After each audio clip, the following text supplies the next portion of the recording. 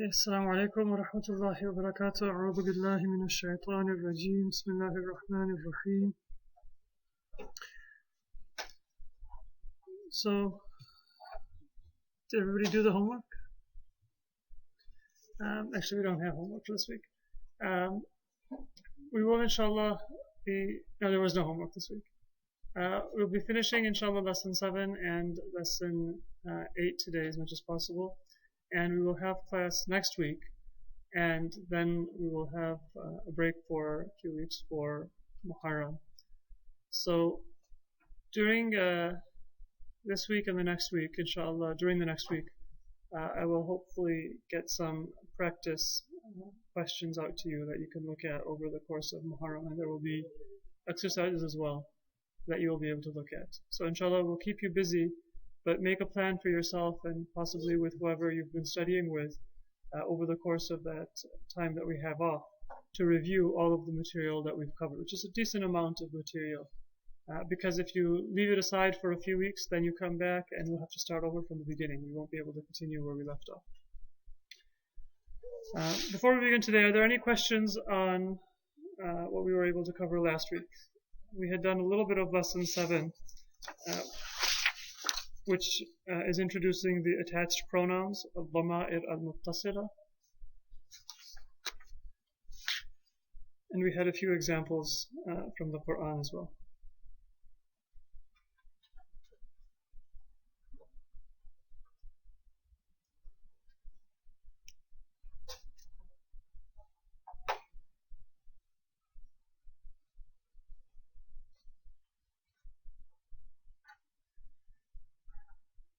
If you see this word,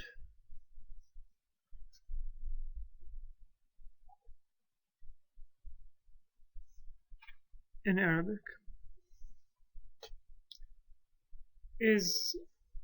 now you know that this is where the break-off is between the word and the pronoun. Does this mean qatli? Or is it possible for it also to be qata and then the direct object, qatali, meaning he killed me?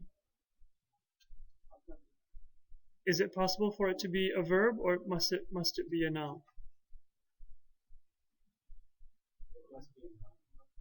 It must be a noun. It's one thing that we're going to see is that when you have the pronoun ya added to certain words, there will be an extra noon that is added in. And what that noon does is it preserves the word before it in its original form. So if you have the verb qatala, what does that mean? He killed. And you want to say he killed me, what's the pronoun for me? Ya. If you add the ya directly, right, the problem that you're going to get is that because of the ya, you will have to put a kasra on the lam. You don't need to write that because we'll see it in the notes. If you add the ya directly after qatala, then it would become qata li. The ya requires a kasra before it, and that will change the form of the verb. It won't be recognized. Right? And not just qatala, but same thing with the plural, for example, qatalu. Qatalu plus ya, it's not easy to pronounce, or it might be confused. So what they do is they add a noon. That's for all verbs. All verbs. So even if it was qatali, that would then be qatalini. It would be qatalani. No, but if it was like female, Qatalatni. there's no qatalini. No. So the feminine form would be qatalat. Qatalat. And then you'd add ni.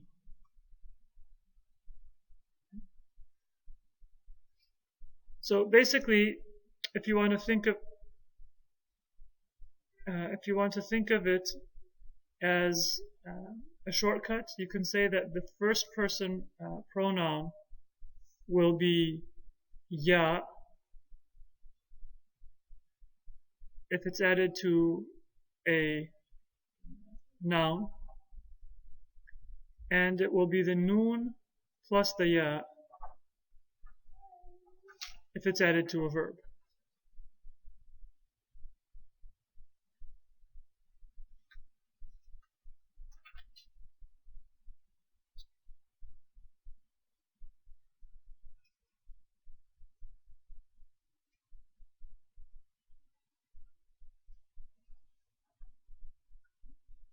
So qatli will be a noun. My killing.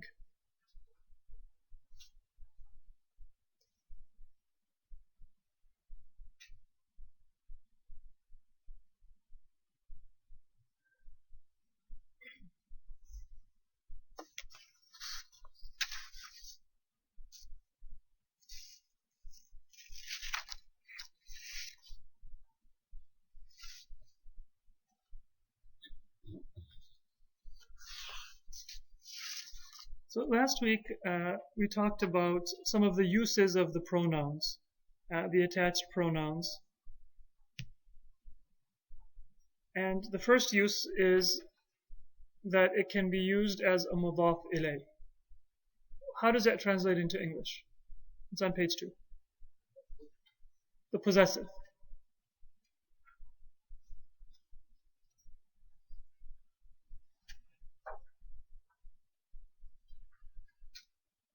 In Arabic, it's treated as any other mudaf and mudaf ilay.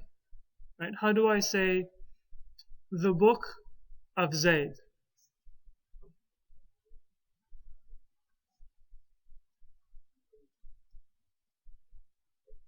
Kitabu Zaydin. Right? Or if I want to say the book of Zayd and Amr, Kitabu Zaydin wa Amrin. Correct? That waw is just a silent waw that's added in the word Amr. Kitabu Zaydin wa Amrin. What pronoun would replace Zayd wa Amr?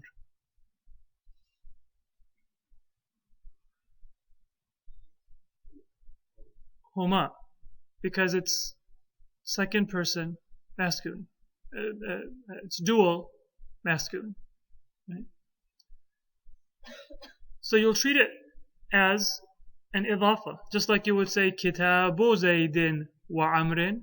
You will now say Kitabu Huma. Kitabu Huma.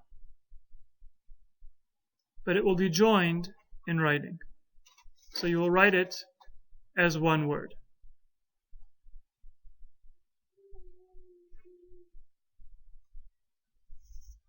And that's why they're called dhamir muttasil, or an attached pronoun, because they join the word. But it's considered to be two words. You will say kitab is mudaf, huma is mudaf ilay. And the i'rab of kitab can change depending on its function in the sentence, just like if it had been Kitabu Zaydin, right? So if I want to say their book is on the table, right? Kitabuhuma,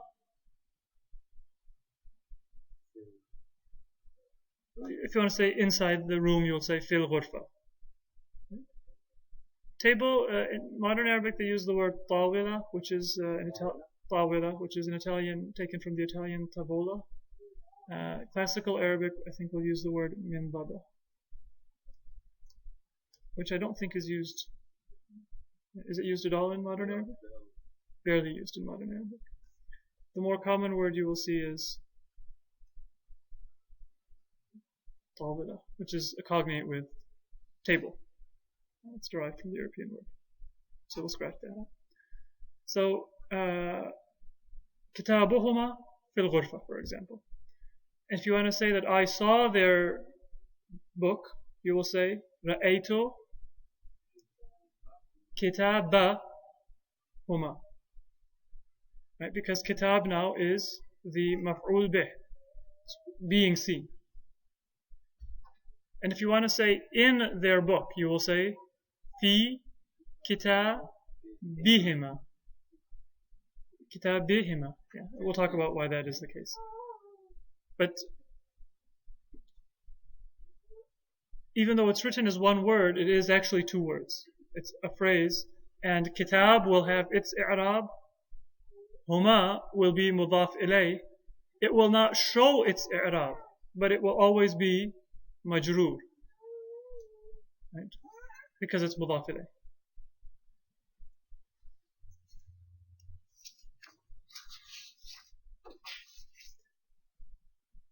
If you come to page 3, it explains why the pronunciation or where the pronunciation will change. Notice that we normally say kitabu hu or kitabahu. In some cases, though, we say he. The pronoun will either be pronounced hu or it will be pronounced he. Let me clear this and write that again. Hu or he. And the difference is not based on i'rab. Until now, you're used to there being a difference in the pronunciation of a word. For what reason? Because of i'rab, because it's doing something different in the sentence. We don't say Zaydun and then change it to Zaydin because it sounds better. We change it because Zaydun is when it is the subject, for example, and Zaydin when it is, for example, mudaf ilay, the possessor. Right? There's a different reason, a function, and that's why we change it. But in the case of the pronouns, the letter ha, because it's a very soft consonant, it's easier to pronounce it if it matches the vowel that comes before. So if it's coming after a kasra, rather than saying hu, we'll say he. Kitabe, he. Or if it's coming after a ya, fi, he. Alay, he. So in certain cases, we will change how that ha is pronounced based on its function. Based not on its function, but based on its what vowel will be easiest to pronounce. That's not i'rab. That's the key point you have to keep in mind. When we say kitabihi, it's not majroor or i'rab. If I say kitabuhu, the hu is not marfu'. In fact, if you see the sentence, هذا كتابه كتابه. What is هذا? This. And what is its function in the sentence? It's the mubtada, right? The subject. So it is marfu'. Correct? Kitabuhu together is the predicate or khabar. Kitab is the predicate, grammatically speaking. What is hu? Mudaf ilay. The book of him, right? This is the book of him. So the book is the khabar, and it's mudaf, and hu is mudaf ilay. Right? It's just like saying هذا كتاب زيد. So what is the i'rab of hu? Jar. It's majroor because it is mudaf ilay. It's just like I had said, هذا kitabu zaydin. The hu is standing in for zaydin. But it has a dhamma. That dhamma is not i'rab. It's just the vowel that the pronoun has. If I want to say it's her book, I will say, for example, هذا kitabu ha. And that ha also will always be ha. It's not going to change. Because the fatha and the alif is not from i'rab, that's the shape and the form of that pronoun in all cases. But aside from ha, the other third person pronouns, they will either have a dhamma on the ha or a kasra on the ha, depending on what's appropriate to the letter before. So I can say kitabuhum or kitabihim. If it's the letter before it has a fatha, kitabahum, there will still be a dhamma. The default is a dhamma. So kitabahum, kitabuhum. But if there's a kasra, kitabi, him. That's what we began on page 3.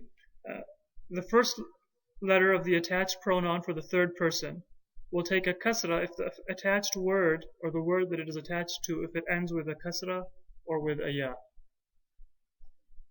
Min baytihi, baytihima, baytihim. Or for the feminine dual and plural, baytihima, baytihinna. The feminine singular, though, will always be ha, baytiha, and it will not change. You have an example there for the a word ending in a kasra. If you want to have a few examples for a word ending in ya, you can add fihe or alayhi.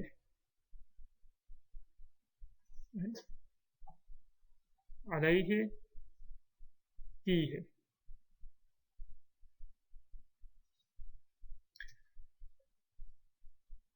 There's one exception to this in the Quran. Right? And for those of you who are interested, I can give you the verse number if I can find it. It's in Surah Taha.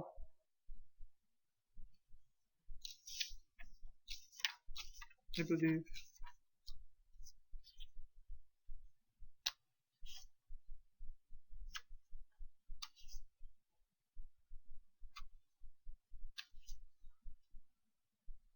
So I will look for that and I will give you the one example where this rule has not been followed in the Quran.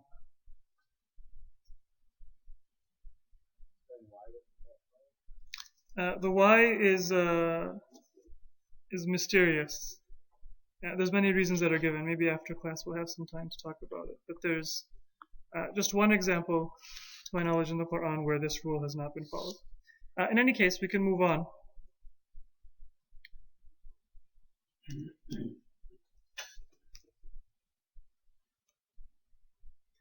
Another function for the attached pronouns is that they can be the subject of a sentence. Right? They can take the place of the mubtada.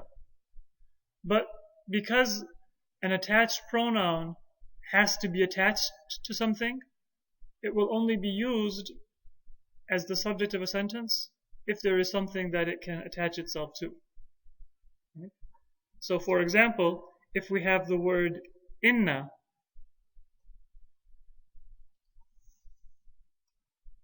right, then there can be an attached pronoun that will be the subject of that sentence. Normally with inna we have two nouns, right? One noun will be the ism of inna, one noun will be the khabar of inna. The ism of inna will have what? I'rab, mansub. Inna Muhammadan sallallahu alayhi wa alihi. And the khabar will be marfu nabiyyun. Right? Inna Muhammadan nabiyyun. Ism and khabar. You could also have a pronoun be the subject, the ism. Will we say in place of Muhammad huwa? Inna huwa nabiyyun? No, because there is the word inna the pronoun will attach to it. So instead of huwa, what will we say? Innahu.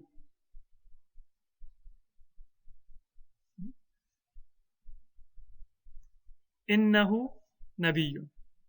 So you can attach it. Innahuma nabiyyan.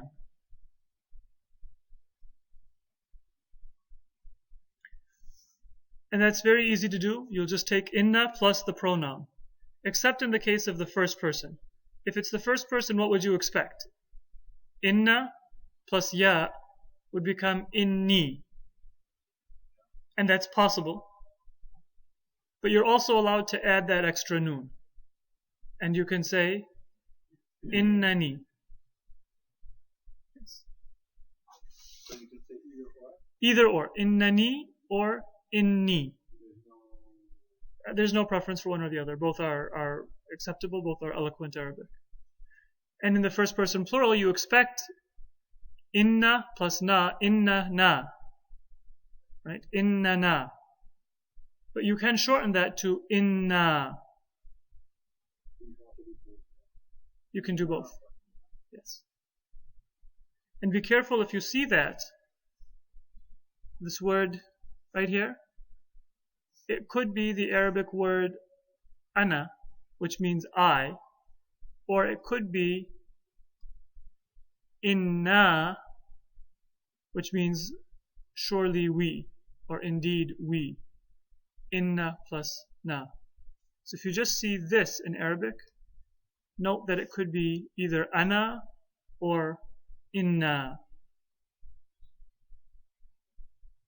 The context will tell you. So if you see, for example, the sentence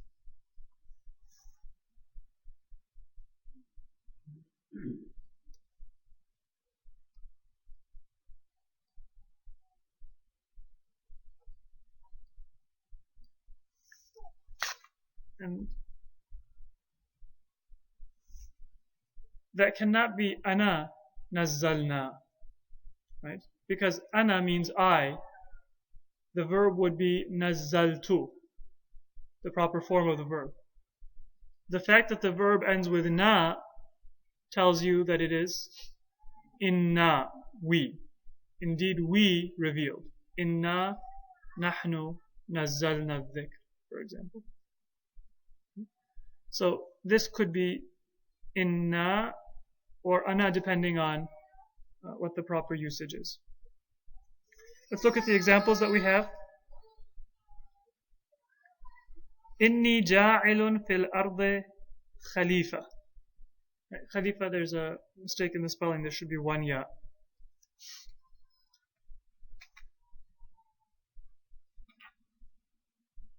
What is the subject of that sentence? The ism of inna?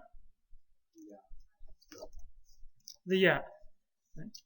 And what is the khabar of inna? Ja'ilun. Verily, I will create. Or I will make. That's a verb? Ja'il, in Arabic, no, it's not a verb. It can't be a verb. It's a meaning. Yeah. Tanween will never come on a verb. Ja'il means creator or maker. Not creator, but maker, fashioner. But that is used in Arabic, in classical Arabic, to mean something that you are going to do. Right? So, if you want to say that I am going to come, you can say ana ati, which is a verb, or you can say ana atin, which is ismul fa'il, which is a one who comes.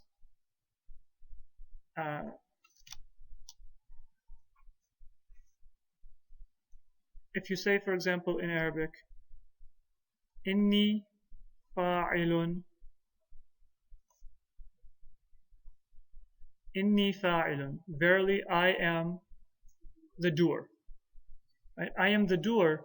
That can mean I will do something. And that's why the Quran says, لا تقولوا لشيء, don't say for anything, inni fa'ilun dhalika غدا.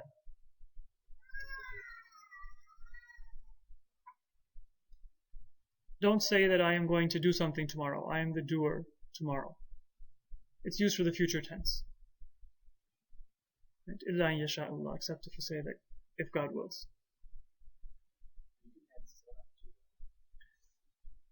Well, there's no verb in this sentence. Inni fa'ilun, I am the doer, but it gives the meaning of future. If you had wanted to use a verb, you could have said af'alu, right?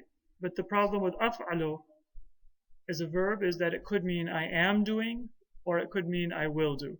So it's a bit more ambiguous. Right? And we'll talk about in the future how that verb is conjugated. قال إني جاعلك للناس إماما. Right? Same basic structure. جاعلك. What is the structure of that phrase? جاعلك. مضاف مضاف إليه. And so ka is, what is the i'rab of ka in جاعلك? مجرور. إنا لله وإنا إليه راجعون. What is the ism and the khabar in those two sentences?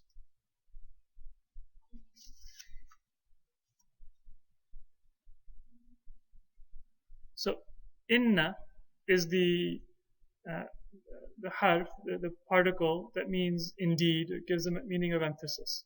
What is the ism of inna and what is the khabar of inna?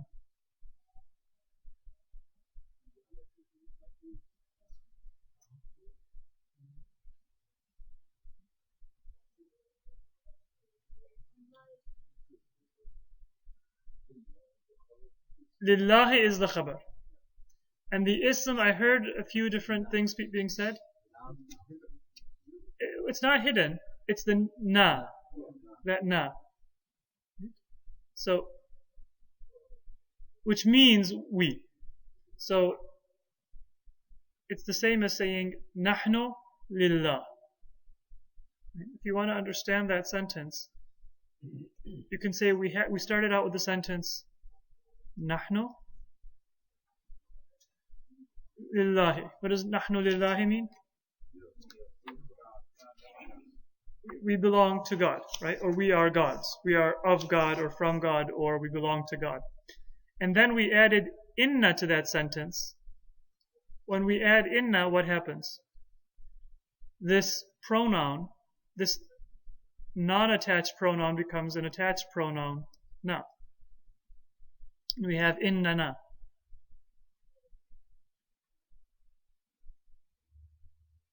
You can say innana lillahi, and that's correct. But you can also shorten it if you wish, and they're equal to inna. And in the second sentence, inna ilayhi raji'un, what about that sentence?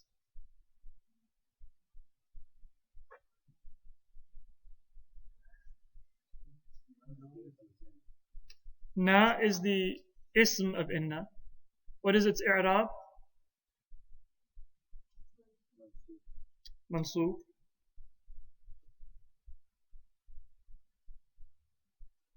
And what is the khabar?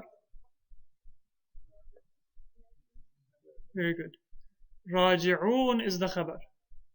That's why raji'un has the i'rab of being marfu'.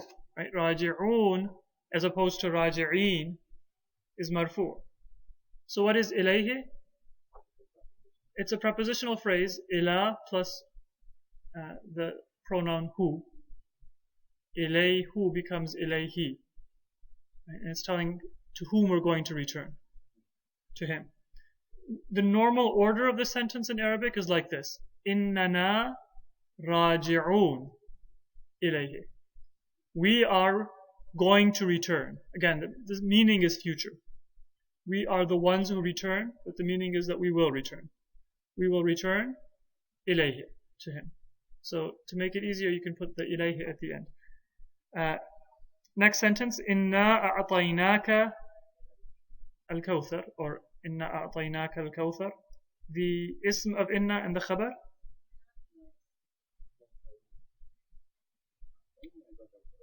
Yes, na is the ism and then a'tainaka al-kawthar is the khabar. The khabar here is a sentence by itself.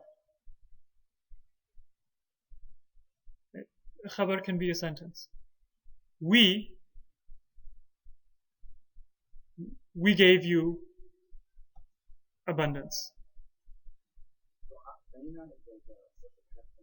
It's a past tense verb, but we haven't covered it yet. إِنَّهُ كَانَ غَفُورًا رَحِيمًا. Right?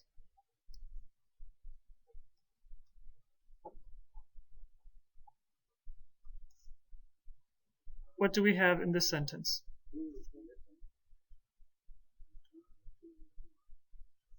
So who is the ism of inna, right?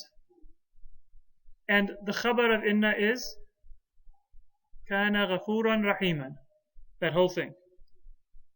Who refers to Allah. So verily he, meaning inna Allah, kana ghafuran rahiman, was or is forgiving, merciful. This khabar, this whole thing is the khabar of inna. Right? This whole thing is a sentence by itself. Kana also refers back to Allah. There's no pronoun that we can see. So what we say is there's a little hidden pronoun, a little hidden huwa inside of it. And that also goes back to Allah, right? Which is mentioned somewhere before in the Quran probably, or it's known by context. And then Ghafuran, Rahiman is what? Khabar of Kana. Remember, Kana also needs an ism and a khabar.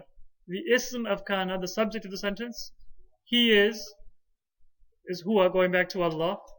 Ghafuran, Rahiman is the khabar. What is Allah? He is Ghafuran, Rahiman, the merciful. Kana is a verb. And normally it means in the past tense. Kana ghafuran rahiman, he was. But many times Allah is described with the past tense verb because whatever Allah was in the past is what Allah is now. So if, in general, if I say, for example, with regard to you, kunta ghafuran, you used to be or you were merciful, that doesn't tell me what you are now because you could have changed. But if I say about God, kana ghafuran rahiman, if you know how God was at any one time or how God is in any form, then that is how God always will be.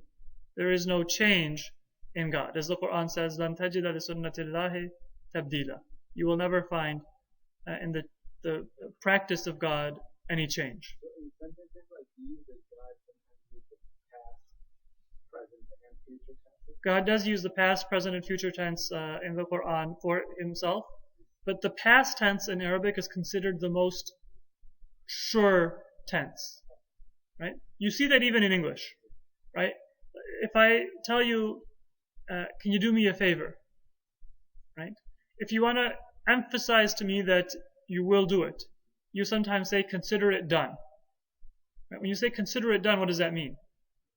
Consider it in the past, it's so sure, it's as if it is done, but it hasn't been done yet. Right? That same figurative usage exists in Arabic, but it's much more common in Arabic. وَنُفِخَ فِي الصُّورِ. The trumpet was blown. On the Day of Judgment, there will be a trumpet that will be blown before the resurrection, before the accounting of actions. The Quran does not say the trumpet shall be blown. It's a past tense verb, nufikha. It was blown. Because it's so sure to happen, it's as if it's already happened. So very commonly in the Quran, especially with Allah, you will see ma kana, or kana Allahu ghafuran rahima. Allah was this way, but it means Allah is this way and always was and always will be. إنهما من عبادنا المؤمنين. What is the ism of inna here? huma. And what is the khabar? Min ibadina al-mu'mineen, altogether. Right?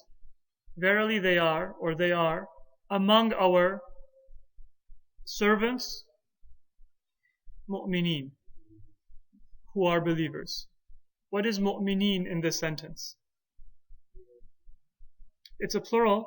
Yes.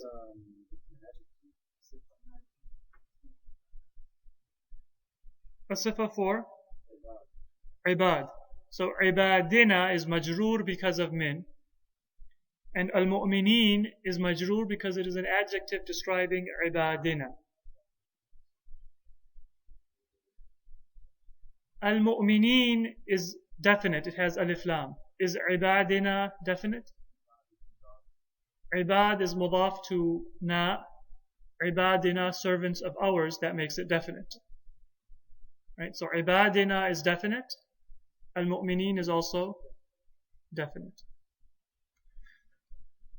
Innaka anta as-sami'ul alim. What is the ism and khabar? Ka is the ism. As-sami'ul alim is the khabar. The anta here, you can think of it as emphasis. You don't need to say it. You can say innaka as-sami'ul alim. But when you say innaka anta as-sami'ul alim, you are the hearing and the knowing. It's emphasis. So you can say ka is ism of inna, as-sami'ul alimu is the khabar.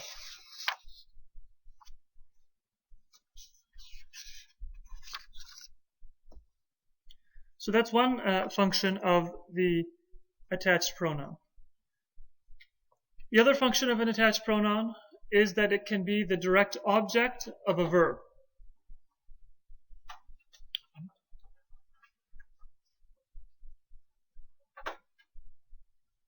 So if I say khalaqa, what does that mean?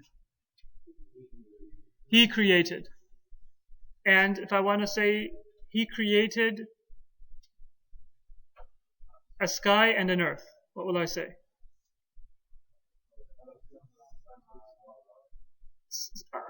Samawatin, for example, fine. He created skies. Right? Khalaqa samawatin wa ardan. Right? And an earth. So he created skies and an earth.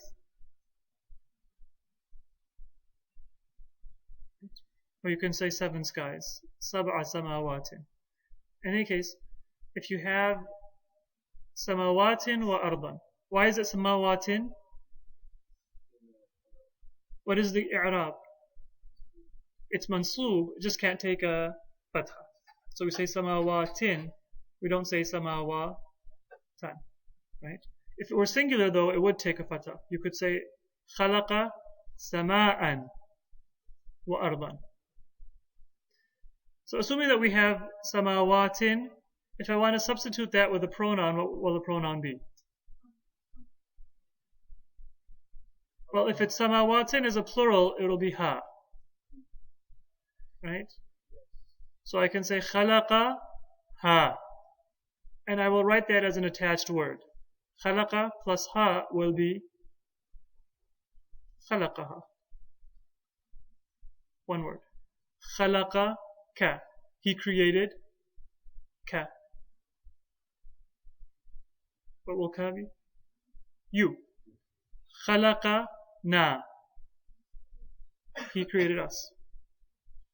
So be aware that in Arabic, if you see this,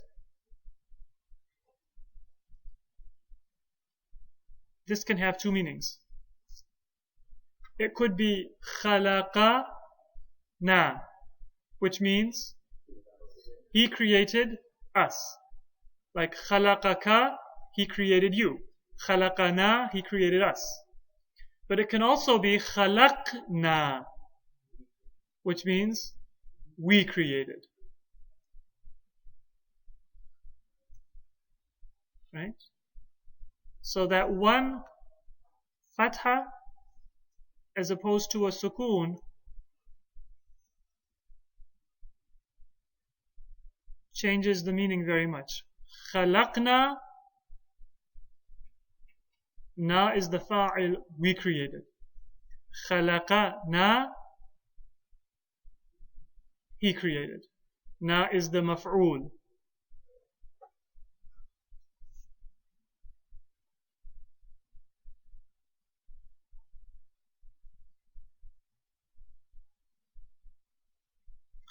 This is the place where you will see, for the first person, instead of saying khalaqa plus ya,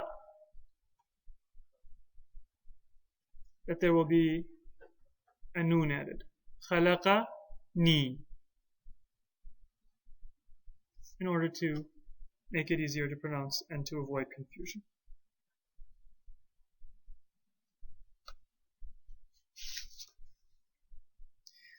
The bottom chart, you will see that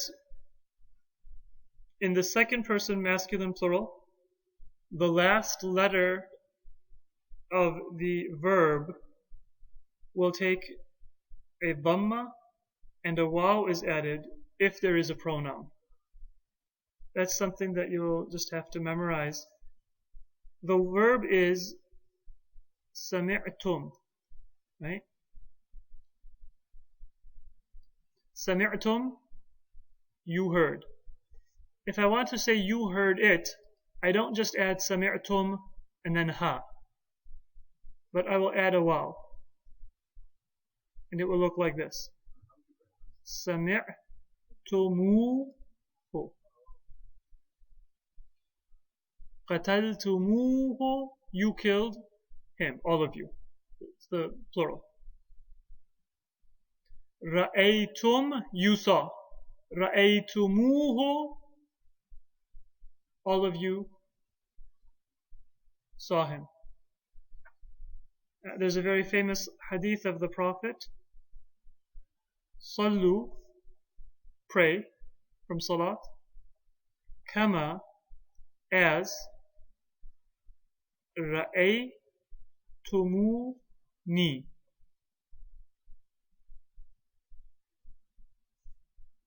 usalli. Usalli means I pray. This word ra'aytumuni, it may seem like it's a long word, but you've learned all of the parts to it. Ra'aytum is just like qataltum, katabtum, right? You all saw. Ra'aytum. Ni means me. And the waw is added in the second person plural. Ra'aytumuni, you all saw me. Sallu kama ra'aytumuni usalli, pray as all of you have seen or saw me pray. So follow the example of the Prophet in prayer.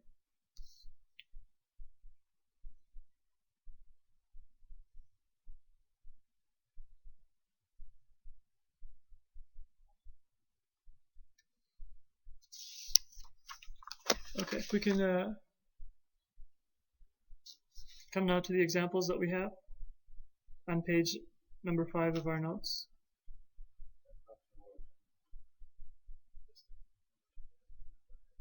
Okay, that's right. The first verse we have قال أنا خير منه خلقتني من نار وخلقته من طين. These are the words of Iblis quoted in the Quran. خير منه, right? What are the two parts of that phrase minhu? Min and hu, right? From him. Right? In this case, the translation of min will be than. Khayrum minhu, better than him. Right? When we compare something in Arabic, we use the word min. Khalaqtani, what is that? You created me. Min narin, from fire. Wa khalaqtahu, khalaqtahu. You created him, min teen, from earth or clay.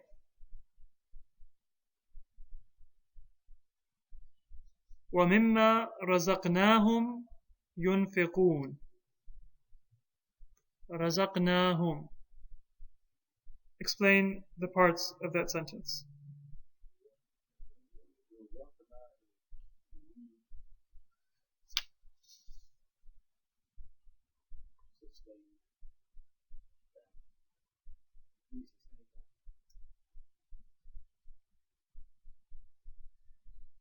Or sustained, or we provided for them. So razaqna, the na is what in that sentence?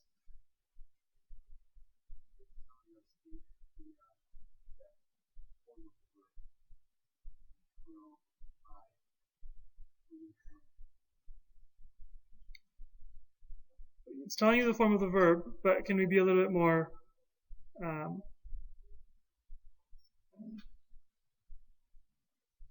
precise in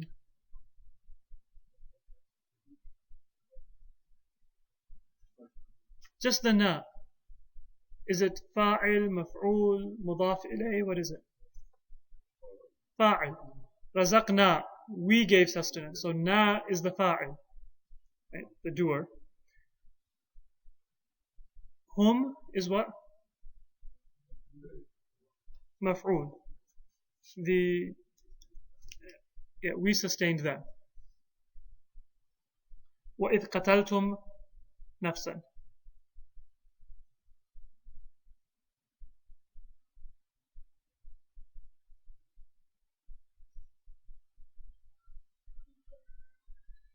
قتلتم.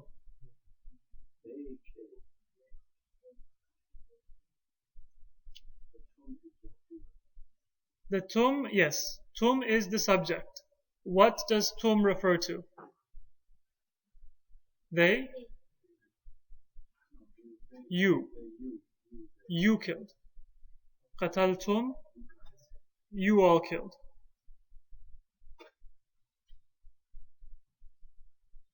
ما علمنا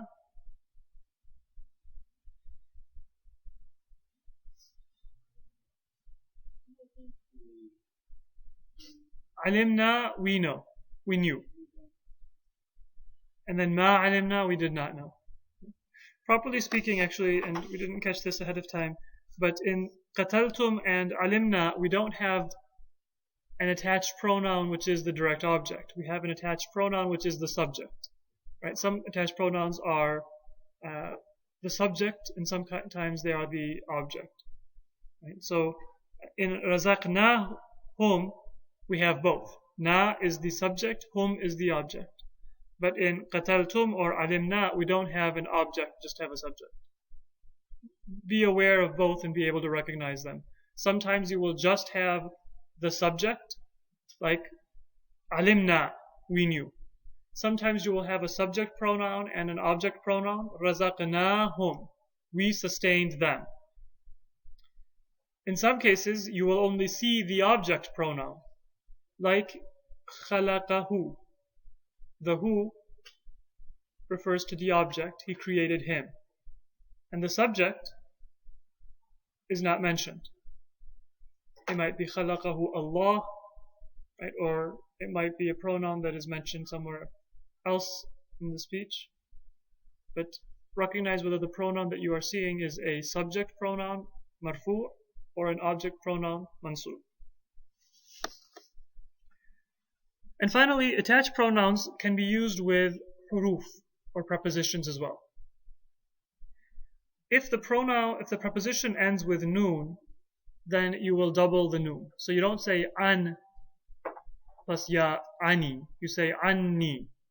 Min plus ya will be minni, with a shadda on the pronoun. When you have the third person pronoun attached to bi or fi or ala or ila, then there will be a kasra. So you will say bihi, bihima, except for the feminine singular. Ha will always stay ha. And note also that the preposition ala, and the preposition ila. When a pronoun is attached, the alif will change to a ya. So we won't say alaka, we'll say alayka. And we won't say ilaka, we'll say ilayka.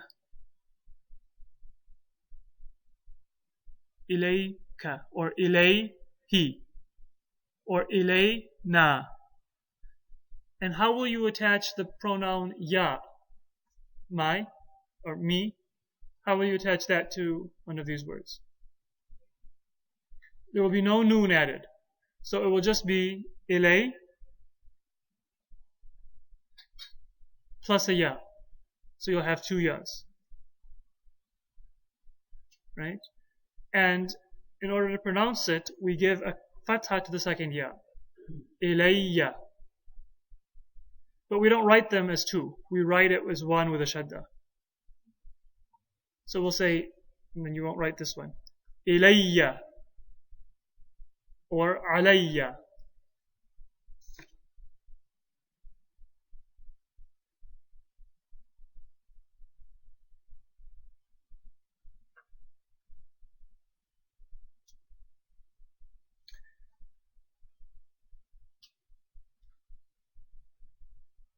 Right.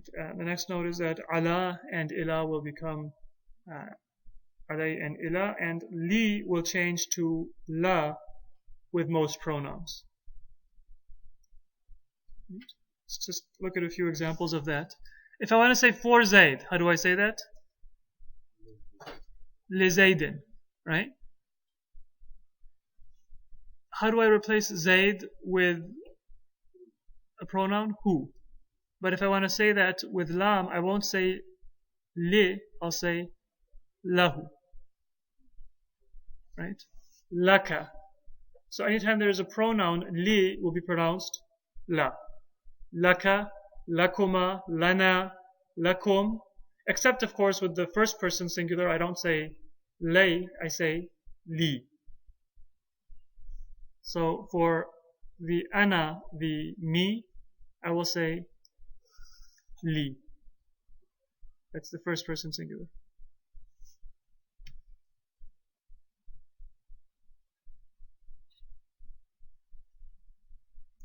Let's take a look at these examples. Husaynu minni wa ana min Husayn. Minni is min plus ya. Salman minna ahl al-bayt.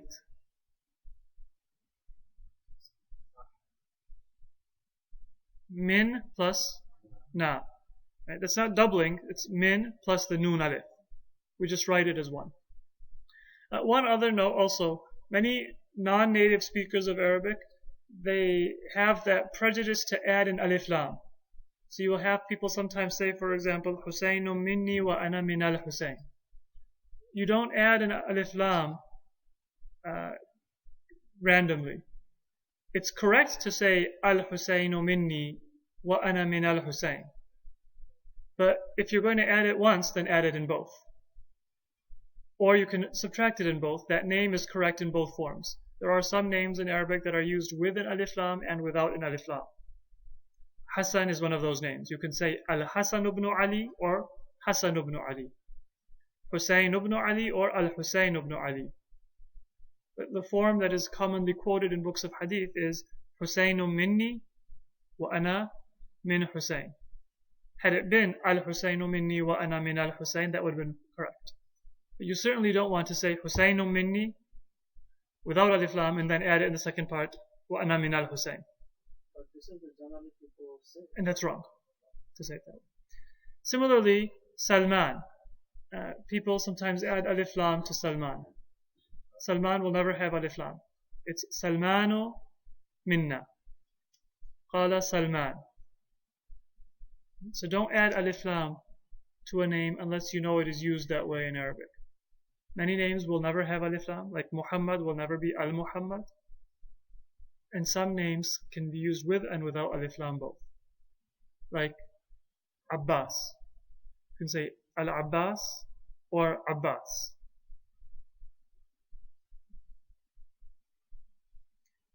Halaka anni. An plus the pronoun ya.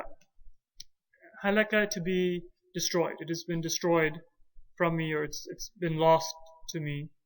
Sultani. That word sultaniya is also sultan plus ya. Sultani. The authority of me, or my power.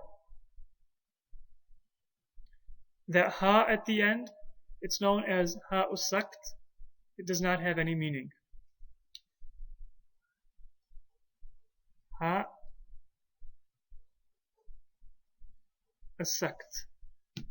And in some cases, a ha is added in Arabic, not with any meaning, but just for pronunciation. Halaka anni sultani would not fit the rhythm of the surah as well. And so that ha is added in order to make it fit the intended rhyme that the Quran is using. But it's not part of the meaning in any way. And if you add that, it always has to be with a fatha before it? I believe so. So in this surah, we have, for example, Ya laytaha kanatil qadiyah, ma aghna anni maliya, halaka anni sultaniya. There are phrases that have the same ending. In some cases, that ending is part of the actual word. In some cases, it is a ha that is added for that rhythm. And that's used in the Quran, it's used in poetry, and maybe in some cases in dua, in order to beautify the speech. But that's not a pronoun. Sultani means my authority or my power. Ha does not have any meaning. Hum fiha khalidun. Fiha, in it. Khalidun, they will be eternal. La rayba fihe. Fi plus he. Right? There is no doubt in it. أنعم الله عليهما.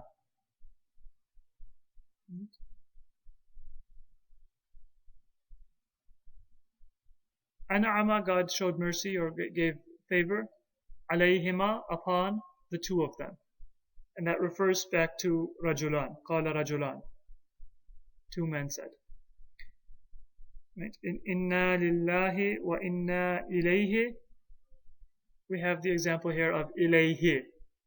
Right? There is ila plus ha becomes ilayhi. Inna anzalna ilayka. Ila plus ka ilayka.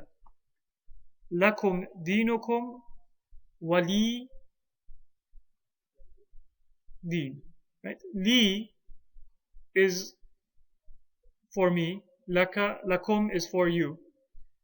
You can pronounce li either li or liya. The ya can sometimes be given a fatha to make it easier to pronounce. And that is the way that it has come in the Quran. It's easier for us to say lakum dinukum waliyadeen than to say walideen. You can't notice it because the word deen here is underlined. But can you tell what the haraka of deen is?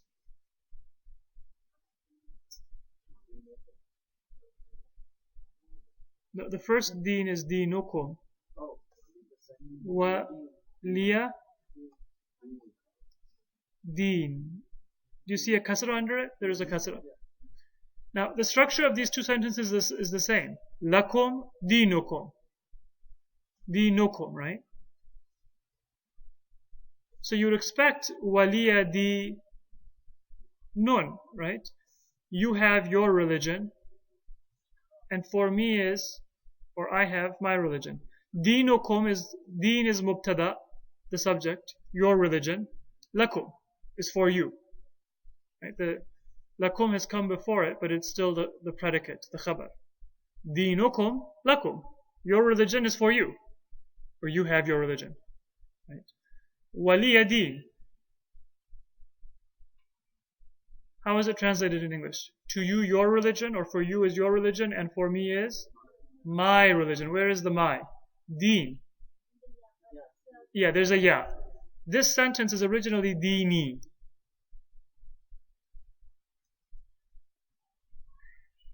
Deeni. But the ya has been dropped, and so we say deen. Deene. It's shortened for poetic and for reasons of beautification of the speech. It's the end of the surah, so it sounds better that way. But that's not that kasra tells us that there was a ya there that's been removed. So deen is still marfu'. It's no plus ya. But of course, when it's no plus ya, it becomes ni. You can't see the i'rab. There's a kasra. So it's lakum dinukum wali dini. But there's two changes that come. One, li is pronounced liya, and dini is shortened to dine. Right? And we see that elsewhere in the Quran as well. Right? Rabbi is the best example. Rabbi means Rabbi. Thank you for that example. Rabbi can be used, and they're both correct. Rabbi and Rabbi are both usable. Another example is in the Quran, you find the verse, مَا خَلَقْتُ الْجِنَّ وَالْإِنسَ إِلَّا لِيَعْبُدُونَ. لِيَعْبُدُونَ means لِيَعْبُدُونِي. I have not created jinn and mankind إِلَّا لِيَعْبُدُونِي, except to worship me. But that's the ya is omitted in the Quran. You should just say إِلَّا لِيَعْبُدُونَ or Rabbi as it's written. You shouldn't elongate it unless that's the way that it's used in the Quran or in the dua, because it will be used in one of those two forms. Ya Rabbi is Ya Rabbi originally, but it's not used that way in a particular verse, and so, in that case you should use it as it's used. So we have a few more examples. Alayhima is ala plus huma. We did that. Ilayhi, ilayka, lakum, dinukum waliyadin. And then Rabbana, Rabb plus na, our Lord. Ighfir li, lam plus ya, li.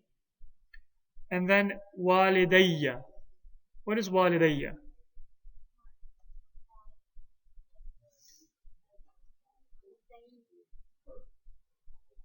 Yes. This word, le walidayya, is three words. Le, walidaine, two parents. Right? Walidane means two parents, but because of the lam, it will be majroor. So walidaine plus ya, the two parents of me. For walidaine, two parents, ya, of me. Is that clear to everybody? Now remember when we said that if you have a dual noun, mudaf, what happens to the noon? You drop the noon. So instead of saying liwalidaine, you have liwaliday, ya. You give a fatha to the ya so it can be pronounced, and you combine it with this ya, which has a sukoon. So you'll say walidayya. Yes, there will be a shadda. Le walidayya. If there wasn't a lam there, it would be walidaya. Walidaya. Yes. And that's used if it's marfu'. Walidaya fi Washington. My two parents are in Washington. You won't say walidayya, you'll say walidaya. Because it's mubtada, it is the subject of that sentence. So it will be marfu'. So you can say walidaya, right? Walidane, plus ya will be walida, ya.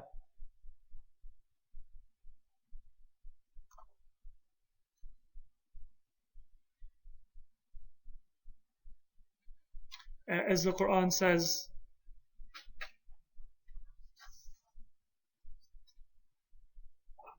بل يداه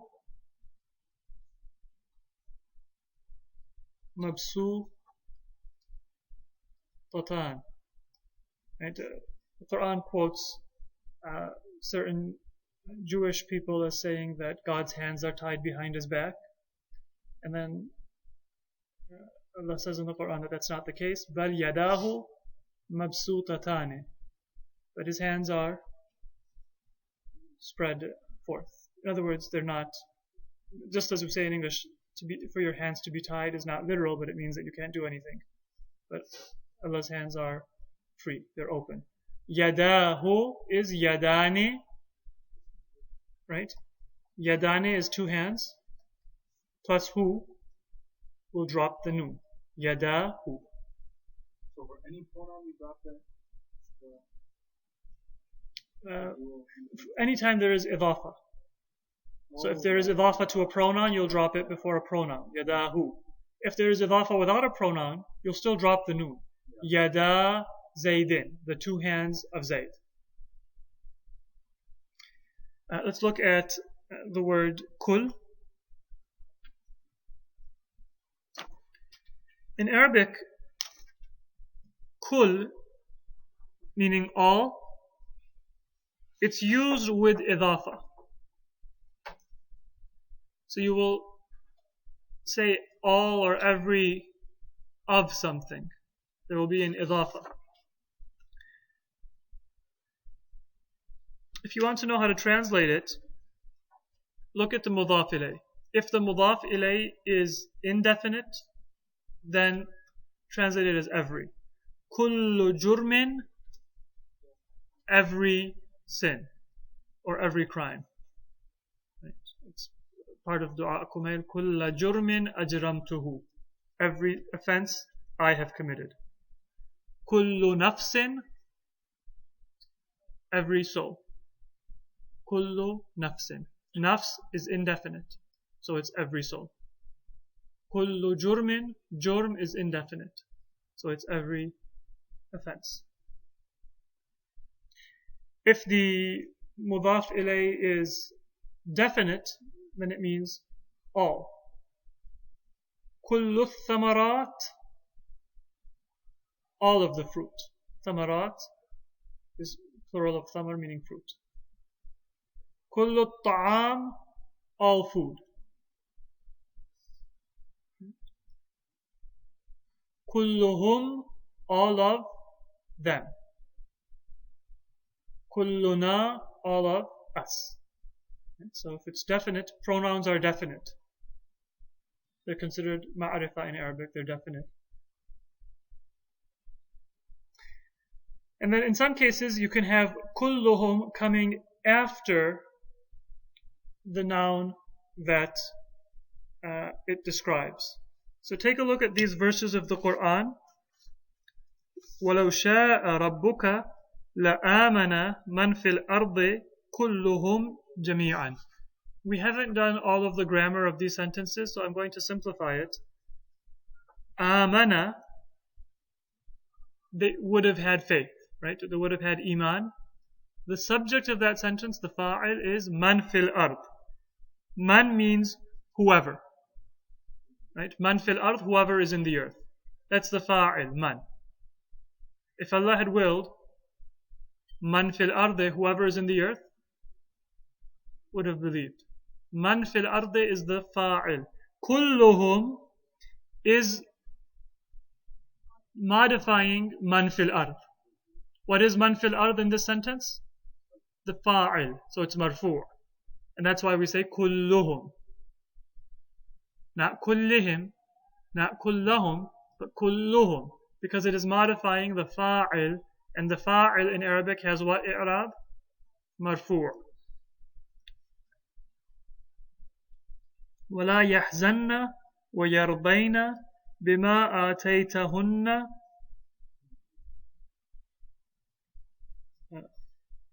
كلهن.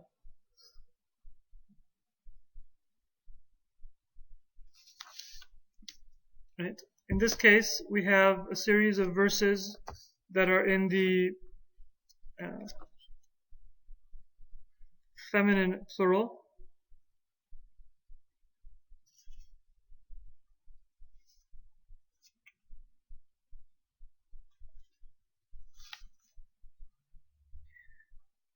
And what is kulluhunna referring back to?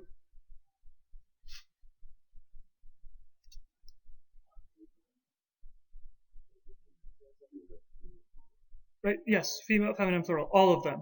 So, la yahzanna, let them not be grieved, wa yardayna, and let them be pleased, from rida, to be pleased.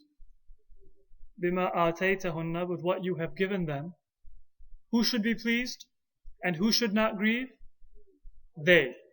Right? So it's the fa'il, they are not to grieve, they are to be pleased.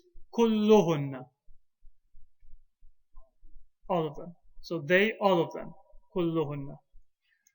وَتُؤْمِنُونَ بِالْكِتَابِ كُلِّهِ. Why كُلِّهِ here? Because it's modifying al-kitabi. Bil-kitabi is majroor, كُلِّهِ is majroor. And then you have an example with mansub. عَلَّمَ آدَمَ الْأَسْمَاءَ كُلَّهَا. Modifying asma. Asma'a. That's what Adam was taught, right? Allah is the fa'il, and Adam is the maf'ul, the first maf'ul, because Adam is being taught. And what is he being taught? Asma, that's the second maf'ul. Kullaha is referring to asma, so it's also mansub. In all of these cases, there is a pronoun after kul, which tells us what it's referring to. So kullaha, the ha refers back to asma. Right? Asma is a broken plural, so it's treated as a feminine singular. Kullihi is masculine singular because kitab is masculine singular.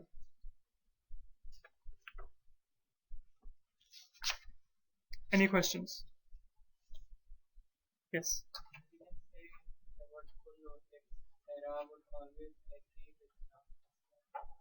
The word kul, if it comes after a noun, yes, it will always agree with the noun that it describes, because it is a form of emphasis for that noun.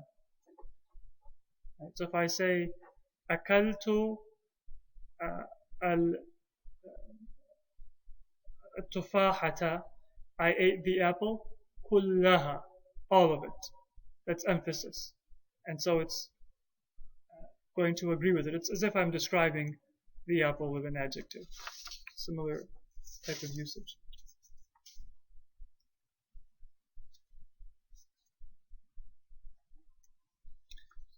Let's take a look at lesson 8.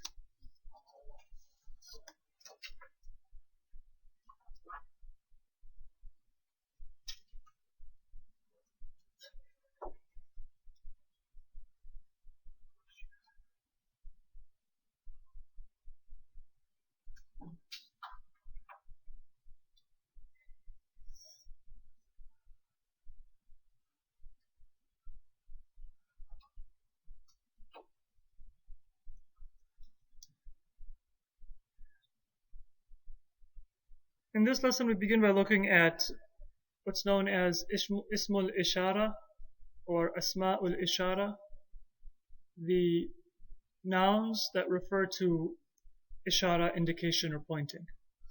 In English, they're called demonstrative pronouns. And Arabic has several of them for close and for far. Masculine for near will be hada, feminine will be hadihi. And notice that the ha, it has an alif after it, but that alif is not written. The dual will be hadane and hadaine for the masculine, hatane and hataine for the feminine. And the plural will be haula'i for all of the forms. Masculine, feminine. There is no change for i'rab. So هذا will always be هذا. هذه will always be هذه. And هؤلاء will always be هؤلاء. Right? But the dual form will change. So you can say هذان or هذين, هاتان or هاتين. And it's going to behave just like any other dual. Like in Hadith, if it's هؤلاء أحبابي means both genders, Both genders. هؤلاء can refer to masculine and feminine both. and it is separately when we are considering only male and only for female, then The same word is used for if you have a group of all men, it's still هؤلاء.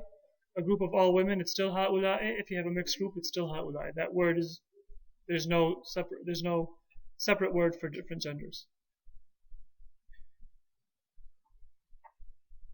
For the far demonstrative pronouns, you have ذلك masculine, تلك feminine. The plural will be أولئك.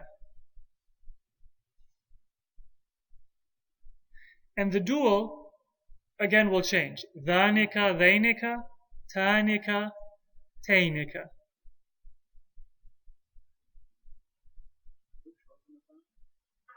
No. The dual is not.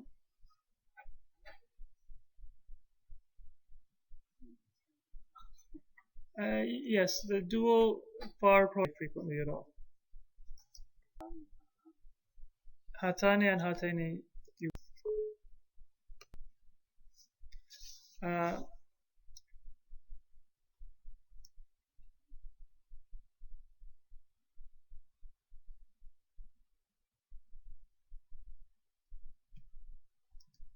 Okay, let's take a look at some of the examples that we have.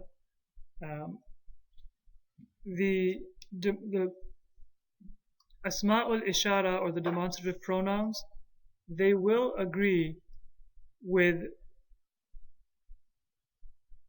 the modified noun in number and in gender. Let me just fix our whiteboard here. And when you're referring to a broken plural, just like adjectives and like we've seen in pronouns before, we will use the feminine singular to refer to broken plurals. إن كان هذا هو الحق من عندك.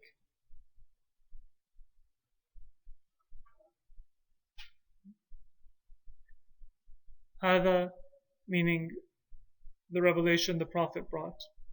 They're saying, if this is the truth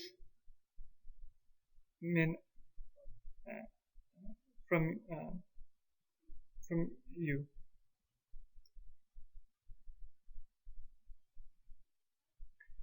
هذا صراط مستقيم.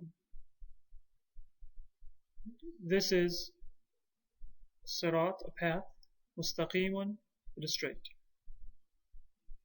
أولئك أصحاب النار. What does أولئك mean? They are أصحاب النار, the people of the fire. أولئك هم المؤمنون.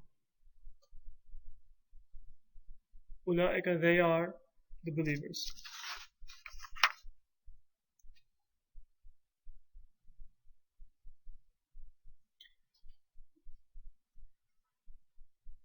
Just like we had with pronouns, Asma'ul Ishara, the demonstrative pronouns, are treated as definite nouns. The reason for that, they're called definite nouns in Arabic, is because anytime you have a pronoun, you're referring to something specific. When I say he came, there's somebody specific I have in mind that I'm indicating with a pronoun. If I say this, it's something specific that I am pointing to, right? And that's why it's treated as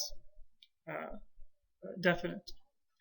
If you have a noun that comes after the demonstrative pronoun, that noun needs to be definite so it can agree with the ismul ishara, the demonstrative pronoun. So you will say, for example, tilka rusulu. What is rusul? Messengers. Plural of rasul. Broken plural. Right? Normally, you would expect to see ulaika, the plural used. Right? Because it's referring to people, you would use a plural demonstrative pronoun. So you would expect ulaika ar-rusulu. But it's allowed to use the feminine singular because it's a broken plural. So you can say tilka ar-rusulu, that's what's used in the Quran. But notice that later on in the same verse, the pronoun that's used to refer to the prophets is not the feminine singular, it's the plural. فَضَّلْنَا بَعْضَهُمْ. We gave fadila, or we preferred some of them, not ba'daha. تلك الجنة التي نورث من عبادنا من كان تقيا. I apologize. This example has been put in by mistake here. Look at the next verse. فَمَا لِهَؤُلَاءِ الْقَوْمِ لَا يَكَادُونَ يَفْقَهُونَ حَدِيثًا.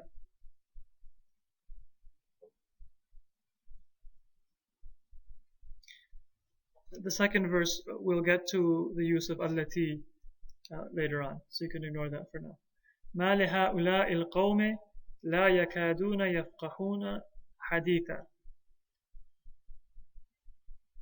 That phrase مَا لِهَؤُلَاءِ الْقَوْمِ, مَا لَهُ, what is for him, it's used in Arabic to mean what is with him. مَا لَكَ, what's with you? What's going on with you? What's wrong with you? So مَا لِهَؤُلَاءِ الْقَوْمِ, what is up with these people? هَؤُلَاء, right? These people. قَوْم, is it singular or plural? The meaning is plural, right? Even though it's a single word, قَوْم, but the meaning, it's like saying a group. Group is a singular word, but it refers to a group of people, plural. So you can treat it as plural. You can say هَذَا الْقَوْم, because it is a singular word. But you could also say هَؤُلَاءِ الْقَوْم, because its meaning is plural.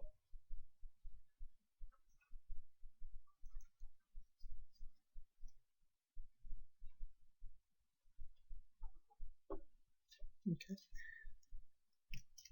Demonstrative pronouns like هذا and هذه, they can be used with possessive phrases. If they describe the mudhaf ilayh, then you will have them at the beginning of the mudhaf ilayh phrase. So the mudhaf, and then you will have the ismul ishara and the mudhaf ilayh. Right? It will be used right before the mudhaf ilayh. So if I want to say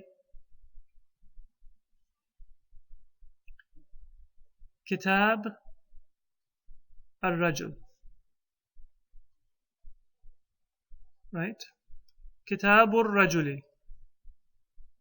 Kitab is mudhaf and rajul is mudhaf ilayh. Simple phrase, mudhaf ilayh, right? If I want to say the book of this man, I'll put the hadha just before rajul. Kitabu hadha rajuli. In this case, what we will say is that now hadha is the mudhaf ilayh and ar-rajul is describing hadha. Right? Or you can think of it as one unit. Hadha ar-rajul, the book of this man.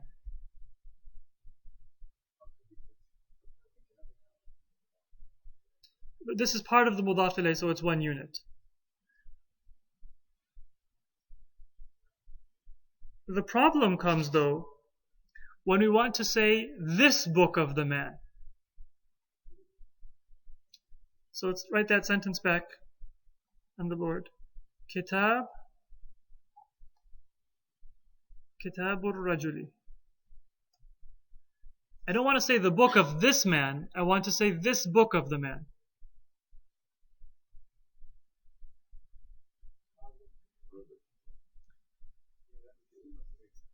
You can't put it before the mudaf. What you do is you put it at the end of the phrase. Kitabur Rajuli Hadha.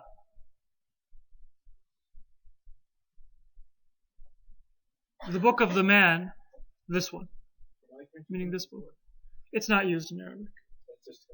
It's a convention.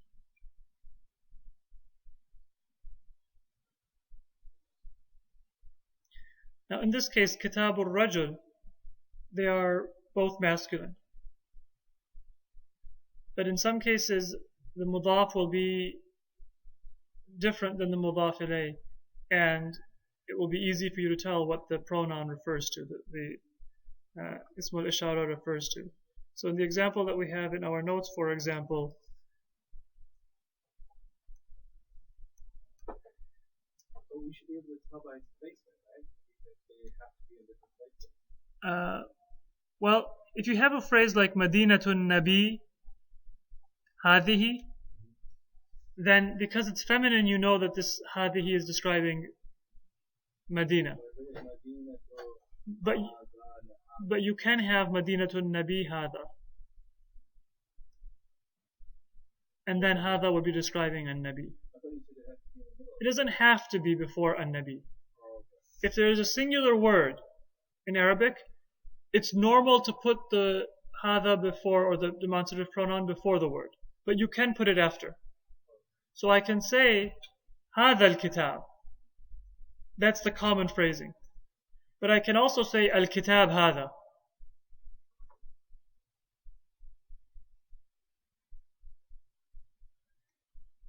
In this case, definitely it's not going to address Medina. Yes, in this case, if you have Madinatun Nabi Hada, Hada is masculine, it has to refer to an Nabi. And it's correct to say that, even though it's more common to say Madinatu Hada Nabi. If it's Kitabur Rajul, then you would want to put Hada at the end if it describes Kitab, and you'd put it before Ar-Rajul if it describes Rajul. Kitabu Hada Rajul, the book of this man. Kitabur Rajul Hada, this book of the man. But there is that ambiguity in Arabic. So just remember that it's like a sifa. Do you remember back when we were describing a sifa? We had Kitabur Rajul, right? Book of the man. If I want to say the big book of the man, how will I say it? Kitabur Rajuli al-Kabiru. The big book of the man. The adjective describing the mudaf will come at the end. Right? The same way the ism al-ishara will come at the end. Kitabur Rajuli Hada. The book of the man, this one. Meaning this book of the man.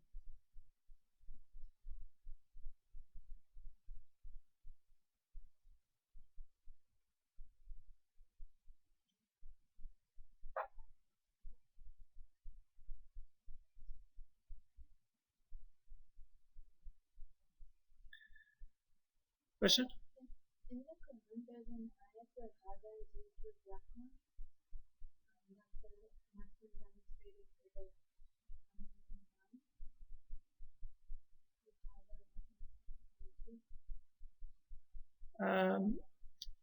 If you can hold that question until after class. The question is the agreement between the masculine and the feminine, and Rahma is a feminine word. Can it be used with Hada? And the answer to that is beyond the scope of where we are right now in class. In the Quran, there are certain words that are used as you would not expect them to be used. So for example, the mercy of God is close to the believers. Right? Rahmatullah qaribatun or qaribun. you'd expect qaribatun, but it's used qaribun in the Quran. So there are some cases where the Quran does not use things as we would expect them to agree. And there are reasons for it. The Quran did not make a mistake. If you're holding your breath now, Allah knew what He was doing. But the reasons for that are beyond the scope of where we are right now. But that's not the only example you'll see. You'll see several examples of that. And that's one of the areas where sometimes the usage in the Quran is a little bit confusing.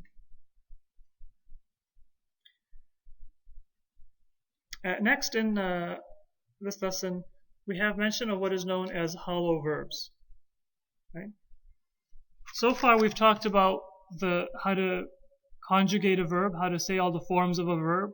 Right? So we have, for example, the verb to help. Nasara, nasara, nasara, nasaru, nasarat, nasarata, nasarna, and so on. Right? If you're familiar with that conjugation, there are certain verbs that have exceptions to the rule. In some cases, you will find verbs that don't have 3 nice normal letters, like daraba has 3 nice consonants, ba, ra, ba. So you can easily fit it into the pattern that we talked about. But sometimes you will have a verb like qala, right? Qala. You don't see 3 consonants there. It's not qa, wa, la, or qa, la. It's qala. Right? Arabs say that that's qala. It was originally a waw. Right? And you can see that, the word qawl. Qawl, speech. Right? There's a waw there. But for the verb, qawala is too hard to say, so Arabs shortened it and they said qala. Right? Because of that, when you want to put the forms of the verb, there are certain changes that will take place. So let's look at the chart. Where do we start in these charts? Top right. We'll go across and then down to the second row. Qala, qala, qalu, qalat, qalata. So far so good, right? We're just adding the endings. But now here it is. You have a problem when you want to say qalna. Right? You want to say qal and put a sukoon on the lam. Right? But if you have qal with the sukoon on the lam, and then you already have the second letter with a sukoon. It's an alif. Right? You can't have 2 sukoons. Right? When it was daraba, we can easily say darabna, because the second letter has a haraka. But in this case, the second letter has a sukoon, the third letter has a sukoon, so we have to get rid of that alif.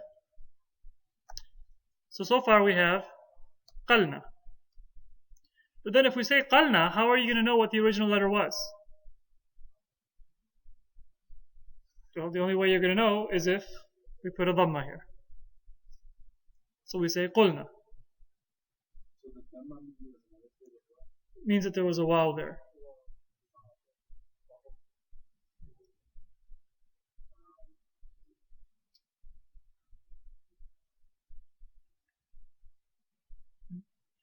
That's actually a simplified explanation. The actual explanation is a little bit more complicated, but I'll correct that as we move forward. Right? So we'll say qulna, qulta, qultuma, qultum, qulte, qultuma, qultunna, qultu, qulna.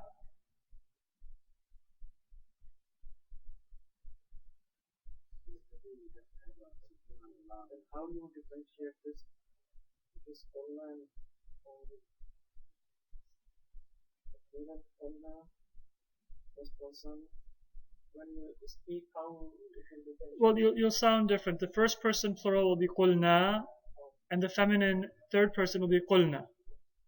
There's no stretching of the other. Right? That dhamma is added, right, in order to indicate the origin of that verb. Usually, if there is a waw, you will see a dhamma added. And if it was originally a ya, usually there will be a kasra. But if you want to be precise, it's not the original letter, but it is the way the verb is used. Right? And because we haven't covered the mudari yet, the present tense verb yet, I don't want to get into what that rule is, because you have to look at the present tense of the verb to figure it out. Just keep in mind that it's not entirely precise. Usually if there's a waw, it will become dhamma. So qultu. Kana becomes kuntu. Right? Ada, to return, becomes udtu. And so on and so forth.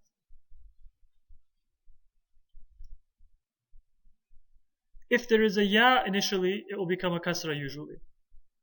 Like Sara sirtu. Sara means to travel. Sirtu. Right? From sayr.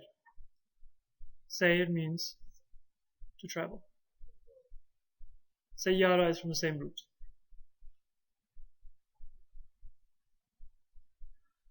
Right, what is the exception that I was talking about? Well, one exception is the word khawf. It has a waw, but we don't say khuftu. We say khiftu. Or nom, it has a waw, but we don't say numtu. We say nimtu, I slept. To fear, khiftu. To sleep, I slept, nimtu. So sometimes there will be a kasra even when the original word has a waw. And mata, yamutu, there is a waw there, maut, but in the Quran it's used in the story of Hazrat Maryam salamullahi alayha when she wishes that she was dead. Laytani mittu. Right? And elsewhere as well. Mittu. It's correct to say muttu, but the Quran uses mittu. So just be aware of that. There's always a need of a few exceptions to sprinkle in for flavor and to make sure that you're on your toes. So mata yamutu will be mittu. Mittu and muttu. Both are correct. No, in the Quran, at least the more common reading is with mittu. Is muttu used in modern Arabic dialects at all? I'm not sure if it's used, but in classical Arabic it's correct. Muttu and mittu are both correct. And if you read the Quran in either way, it would be considered valid. But the standard reading that we have is with the kasra. So these are examples that we have at the bottom.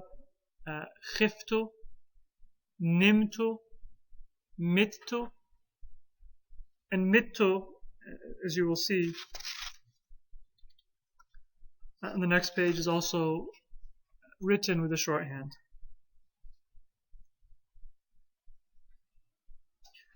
So is that clear? Normally, when you have a hollow verb, if it's a waw, you will say qultu, and if the middle letter is a ya originally, you will give a kasra. So you'll say Sara, Sara. This is page 3. Sara, Sara, Saru, Sarat, Sarata. So far so good. And then Sirna. Right? We'll take away the alif. How do you know if the middle letter is an alif or a waw or a ya? You have to look at other words in the same pattern, right? So, for example, sorry? Yes, the word bata, right? To spend the night. Do you know any other words that look like that? does the word boat look more familiar or bait? Bait, a place to spend the night. Right? So you can tell that the initial letter of bata was probably a ya. And you will say bittu, right? To spend the night in a place.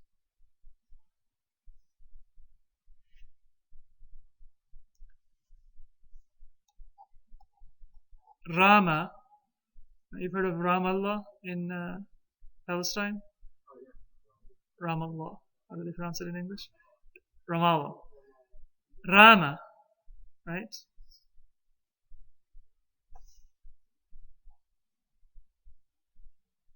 Rome. There's a waw. And so you'll say rumtu. Rome. It's an Arabic word. Room is a separate word. Written the same way. So you can usually find another word. Rome might not be as clear, as common an example that you will be familiar with. But in most cases in Arabic, you will see a word that you are familiar with, like bait, that can give you an indication of what the original letter is. With qala, you have qawl. Right? Nama, you have nom.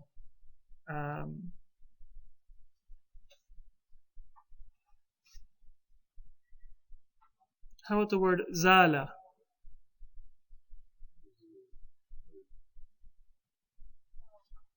The word zawal, right? You're all familiar with the word zawal, right? The declining of the sun or the declining of something, right? It's not always going to be just, zol with that pattern. It might be a different pattern, but you will see the waw there.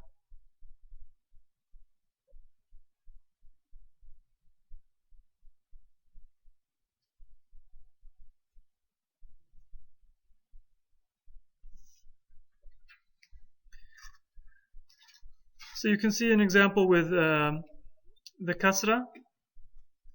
And then let's just look at the next chart as well. The very common word ja'a, and we have been using that word ja'a. It means to come.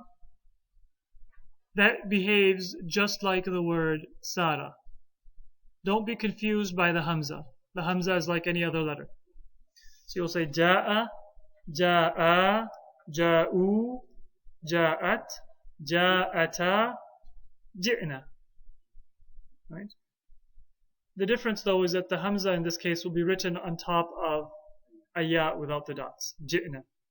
Ji'ta, ji'tuma, ji'tum, ji'ti, ji'tuma, ji'tunna, ji'tu, I came, ji'na, we came.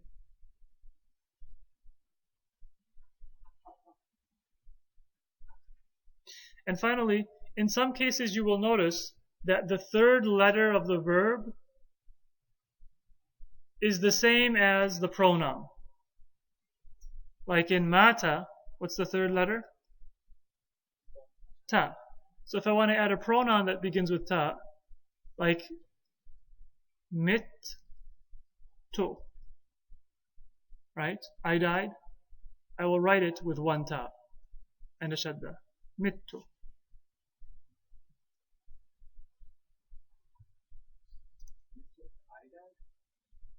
Mittu, I died. No, because the tu is the subject. Mittu, I died. Right? So the ta is the pronoun referring to the subject. Or for example, if I want the word kana, what's the third letter? Nun. So if I want to say the feminine plural, third person, kun na. We add a nun, right? Kunna, we'll write it like this. Kunna.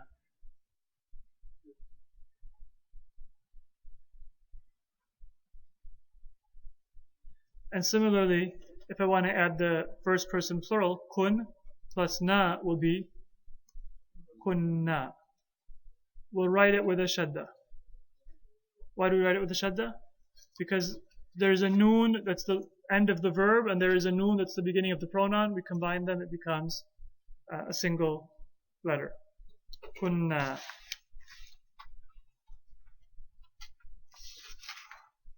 please do review that. All of those charts that we have gone through today, if you know the original pattern of the verb, these are very easy to get in the habit of. If you review it just a few times, then it'll be second nature, and all of you are familiar with some examples. So you have all heard, for example, sirtu, or qultu, or kuntu. So it's not completely foreign. The main thing is, if you're still not comfortable with the basic pattern of the verbs, with daraba, for example, daraba, darabu, then practice that. Once you have that down solid and you understand it, it'll be very easy for you to learn how to do these hollow verbs and to modify the conjugation. Let's conclude with salawat.